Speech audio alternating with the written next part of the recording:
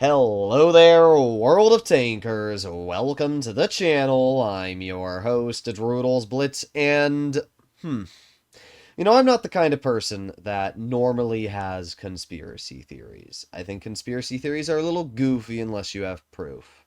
But I had to make a video talking about this because it just looked really weird. And there's two reasons why I want to cover this. First of all, some people might think that I'm in cahoots with Wargaming, which is not the case. And the second reason is because I think Wargaming is watching my videos and then releasing tanks that I make videos on after I post the video on them.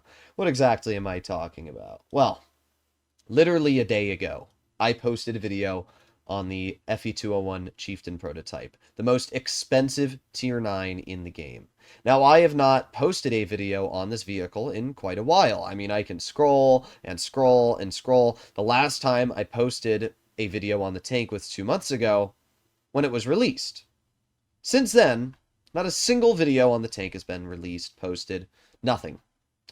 I decided the other day to make a video on the vehicle just because of the fact, I don't know, I saw it in my garage and thought, hey, it's not a bad idea to title a video $2,000 for a tank. And then, well, I loaded up Blitz and had a pop-up tell me that the golden ticket draw is back for the FE201 Chieftain prototype. A day after I made a video talking about the tank and why it's really fun, and why you'll never be able to get your hands on it because it was a $2,000 vehicle. Yeah, that's not weird at all. No, that's not. No, guys. No, that's not weird at all. Honestly, I wouldn't be surprised if Wargaming saw that I posted a video on the vehicle, said, hey, look, we just got some publicity on this tank. Now let's release it and see if anybody buys it. Because this is not the first time that I've posted a video on a random tank, and a day or two later, it has entered stores for sale. It's not the first time. And I've thought to myself in the past, it's possible Wargaming is watching my videos, and when I release a video on a tank saying it's really good, or that you should keep an eye out for it in the future, boom! Tank comes out in the store in the next couple days. Weird. Really weird how that happens. And I have a feeling that there's more at play than just a coincidence. I honestly feel that there are some people at Wargaming who do pay attention to when I post videos, and they think to themselves, well, if he just posted a video on a vehicle that is super rare, saying that it's a really good tank and you should keep your eyes out for when it gets released again, maybe we can release the tank again in a draw. Now, would I recommend to spend your money on this draw? No. Wargaming is basically asking for you to spend $2,000, taxes included, to get your hands on the vehicle guaranteed. That's just the worst thing I've ever seen in my life, and you really should not spend your money on the vehicle. Please don't, because at the end of the day, if you do, you're telling Wargaming that it is acceptable to have draws and events that cost $2,000. It's insane. And I don't know why they're doing this. I really don't. Because for players like me that would love to get their hands on a vehicle like this, what Wargaming's doing is they're basically saying, well, good luck, because you'll never, ever be able to get this tank unless you're willing to throw hand over fist in terms of money. And that's just a real bummer. It is. It's just a real bummer. And I don't really understand it, but I never will. Wargaming has their own financial decisions, and they will ignore the player base as long as they are making money. First of all, if you don't have Jeff Bezos levels of money and you aren't planning on buying the Chieftain prototype, then my best suggestion would be to try out the Type 68, a Tier 9 Japanese heavy.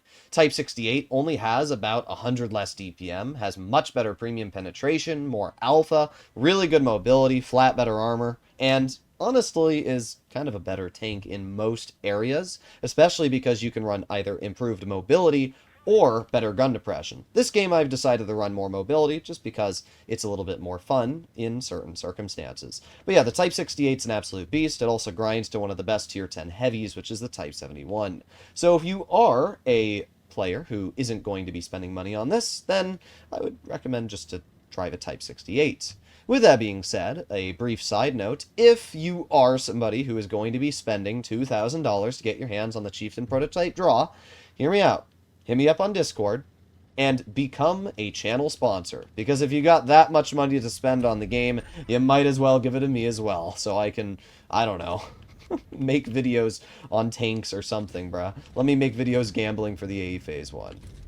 Either way, let's see what we can do here in the Type 68. It should be a pretty easy game, but wow, was our AMX 5120 pretty awful at the game. That was, yeah, that's not a very good player. We got penned by the 50 TP, but we hit him back just as hard, especially because they had the load gold to cut through my turret. Alright, well, let's reload.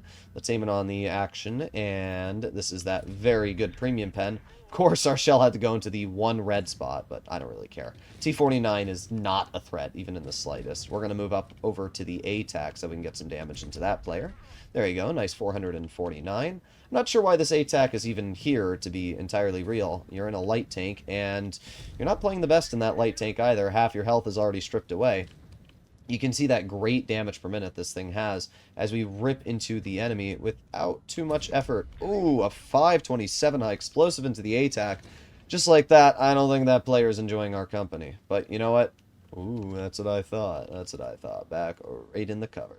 Alright, well, let's move up ourselves, and it's possible we can get... Oh, it was close. It was very close. I'm not really scared of any of the enemy team, though, at this point. Should be a pretty confirmed victory. Let's aim it on the side of the Action 10. Nice shot. Lighting him on fire as well. And just like that, the only tank left is the 50 TP. We can't high explosive the 50, but we can pen them right in the lower plate for 390. And we get another bounce from the action. That player's dead. We're up to 3,000 damage. We reload ourselves. 3, a 2, a 1. Ah, close, but either way, a pretty chill game. And a great example of why the Type 68 is a beast. So yeah, I'm not really sure what to say if Wargaming is actually watching my videos and then releasing tanks after, but this isn't the first time I've had this thought process. In fact, I remember a couple months ago, I had directly made a video on a random tier 8, and then like a day later, it was released in stores. And I thought to myself, I said, that's a weird coincidence. If this happens again, I will make sure to record a video on it. First time, fool me, right? Second time, yeah, I'm not going to fall for it as much. So I'm pretty confident Wargaming does see when I post videos on certain tanks and is like, yeah, guys, let's release that vehicle. But either way, I'm not sure what to say. If you're going to spend your money on the tank, just think about it for a second. At the end of the day, it's a couple pixels on your screen, and it's not going to make you happy. But I guess if it does and you have that much money to blow, then it's just a kick in the bucket for you. But if it is, become a channel member for $500 a month. Or hit me up on Discord because I will greatly have a channel sponsor. Hopefully you enjoyed the video, and I'll see you in the next one. Bye-bye.